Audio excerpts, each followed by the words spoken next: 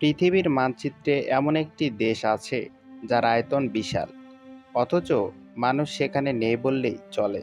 আপনি জানেন কি, মঙ্গোলিয়ার জনসংখ্যার ঘনত্ব বিশ্বের অন্যতম কম।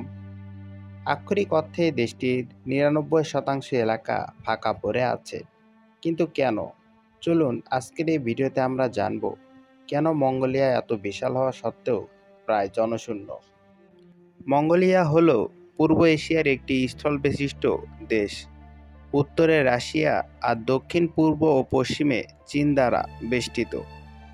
দেশটির মোট আয়তন প্রায় ১৫,৬৪,০০০ বর্গ কিলোমিটার, যা আকারে বিশ্বের ১৮তম বৃহত্তম দেশ। কিন্তু আশ্চর্যের বিষয় হলো, এত বড় দেশে মাত্র ০.৪% এলাকায় মানুষ বসবাস করে থাকে। বাকি ৯৯% এলাকায় ফাঁকা পড়ে আছে। মঙ্গোলিয়ার রাজধানী হলো উলানবাটর। আশ্চর্যের ব্যাপার হলো, দেশের মোট জনসংখ্যার অর্ধেকেরও বেশি মানুষ এই এক শহরে বসবাস করে, অর্থাৎ রাজধানীর বাহিরে মঙ্গোলিয়ার বিশাল এলাকায় প্রায় জনশূন্য। মঙ্গোলিয়ার প্রাকৃতিক পরিবেশই মূলত এখানে জনসংখ্যা কম থাকার সবচেয়ে বড় কারণ। দেশটির দক্ষিণ অংশ জুড়ে রয়েছে গোবি মরুভূমি, যা বিশ্বের বৃহত্তম মরুভূমিগুলোর মধ্যে একটি।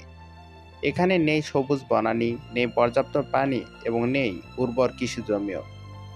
আরও একটি বড় সীমাবদ্ধতা হলো, মঙ্গোলিয়া স্থলবেষ্টিত দেশ, অর্থাৎ এর কোনো সাগর বা মহাসাগরে প্রবেশাধিকার নেই।